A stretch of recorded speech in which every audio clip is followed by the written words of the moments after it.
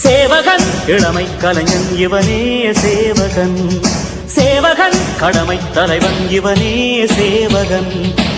மீரா மிதுன் இயற்பெயர் தமிழ்ச்செல்வி. சென்னையில் டிசம்பர் 6ஆம் தேதி 1987 பிறந்தவர்.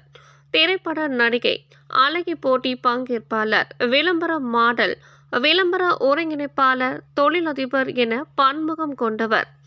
இவர் எதிராஜ் மகளிர் கல்லூரியில் மைக்ரோபயாலஜியில் இளங்கலை பட்டம் பெற்றவர்.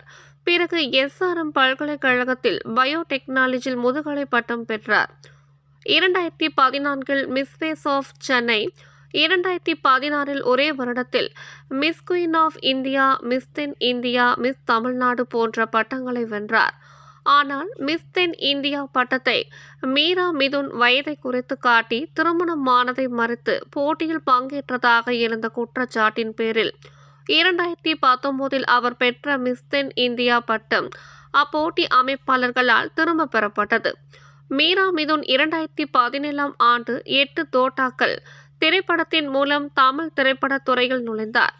பிறகு தானா சேர்ந்த கூட்டம், பேயை காணும், போதை ஏறி, புத்தி மாறி, என்னை அறிந்தால், நம்ம வீட்டு பிள்ளை போன்ற திரைப்படங்களிலும் நடித்திருந்தார்.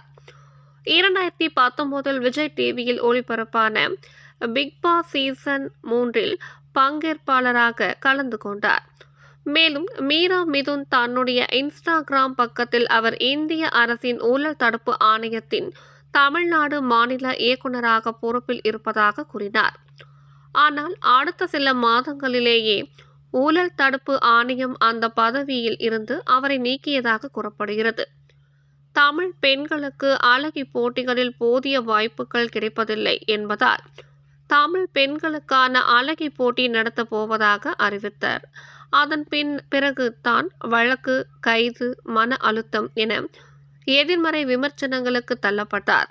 மீரா மிதுனின் வளர்ச்சி மறைமுகமாக அழுத்தப்பட்டதா என்பது கேள்விக்குறியாகத்தான் உள்ளது.